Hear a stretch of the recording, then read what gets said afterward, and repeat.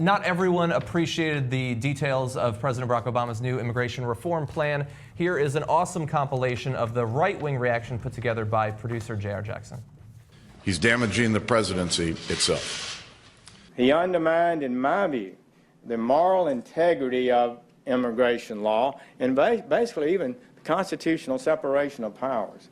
He was making it impossible to build the trust necessary to work together. The chief executive of this country has become an imperial and all too powerful force in our government. The word's going to get out. Come on in.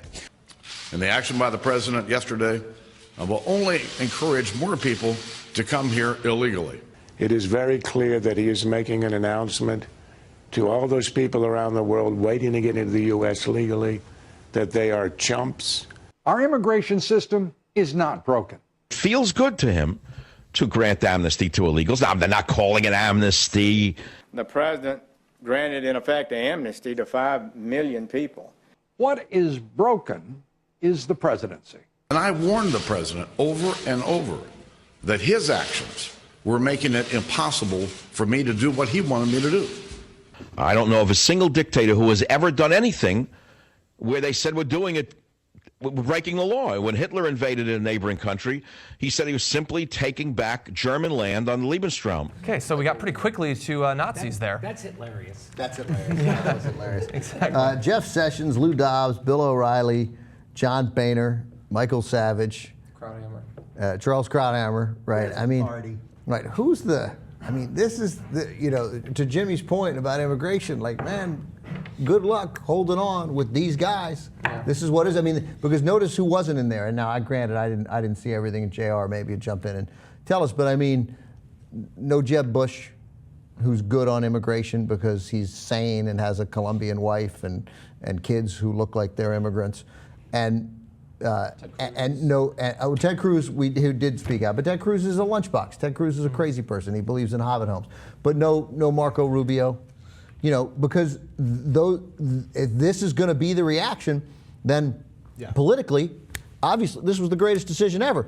Maybe the only mistake was, again, in a moment of incredible Democratic tepidness, hey, maybe do it on October 15th. Maybe do it on October 10th. Yeah. See what happens if you do it before the midterm. I think we should make it very clear that even if I'm the least enthused about how this went down out of the four of us, that for the ridiculous pomposity of these guys to pretend that they really have some high horse here, when you know goddamn well if it was their guy doing the exact same thing, it probably wouldn't be done via immigration, whatever it was, they would never say it's usurping power and any of that. Well, so, as we pointed out, their guys did do it. Ronald Reagan is a demigod to these people. He did the exact same thing. George H.W. Bush, who admittedly they don't like quite as much, did the same thing. George W. Bush did it. In some cases to smaller groups like people who were affected by Katrina. They expanded the law to protect them. This is today's point, and we knew it was going to happen then. When George Bush suspended habeas corpus, when the bad George Bush suspended habeas corpus, when the bad George Bush said, just write me a frickin' memo that says torture isn't torture, and then I'll say, like, I got a legal opinion. That we decried here on this show. Holy shit, what's happening here is that the executive branch is just deciding what they can do. They're massively flexing their muscle on most of these horrible moments of involving civil liberties. The Obama administration has either left it alone, has expanded some, has certainly not made a big deal about reversing some of the most significant ones, because they were given the power. When you're given the power, you'll take the power. And here, what George Bush did, which was expand the imperial presidency in a way we had not seen before, not seen under Reagan, not seen under Clinton, not seen under the first H.W. Bush, certainly not seen under Jimmy Carter. George W. Bush did it, and now, Barack Obama's like, well, I just won't deport them. Right, so I can do whatever I want. And they were what he says, demigods. That's right. That's and Bill Clinton, did he do it? Bill Clinton do it too? And because he gave Monica Lewinsky a demi-glaze, which is a little different. That's what I'm talking about. Why I'm.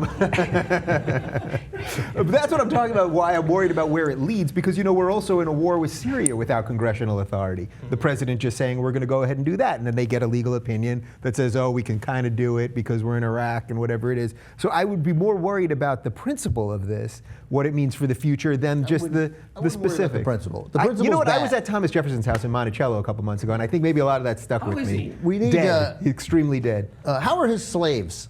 Also dead. I don't know. I don't think the principle matters here. This is a political fight not just for control of the country, but how the direction it's going to go.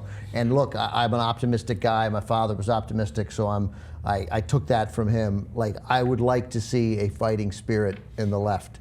This was a fighting spirit move. He could have done this without making a big announcement. He could have not called it a plan. He could have just not deported them.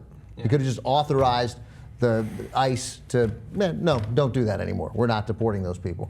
But he made it seem like a plan. He challenged him because this is a fight, because everything's a fight.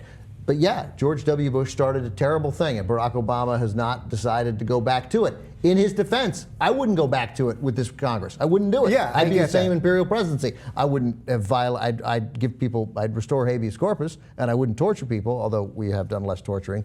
Great way to go, Barack. But I would not have worked with these guys. I wouldn't work with them for a second. They're crazy and they need to be defeated and driven out. And politics is how you do it. And the Democrats under Bush, we have to point out, were much more willing to work with President Bush than the Republicans are under Barack Obama. The next president of the United States was thrilled, willing to work with George W. Bush, and incapable of taking a tough stand on the most important issue of the day because she thought it would hurt her politically. She was as weak as Democrats could possibly get. So can I make 2 points to that about when? So they keep saying, hey, the midterms. We had the midterms, so now the people want us to stop this immigration and overturn Obamacare because we won the midterms. Lowest turnout since 1400 for an election. There's a lot of rain. Barack Obama's election, 58% of the electorate voted. He got 65 million votes. That's not a mandate. Right, when he won twice, did the Republicans go, well, he obviously kicked our ass, we have to support Obamacare? No. But when they win in the midterms, oh, he should do what we want. So again, you hear that a lot on CNN. Never. You fucking never hear stuff like that. Right. So that's my first point. My second point is they always say, I mean, John Boehner has said, why doesn't the president lead on this? And then when he leads, the guy's a goddamn dictator. And again, you'll never hear this in the news. And the Democrats don't even say it. Right. Anyway. They're tougher, and they're meaner, and they're shittier, and they're dumber. And every one of those things works well with the news cycle that we live in. Every single one of those attributes.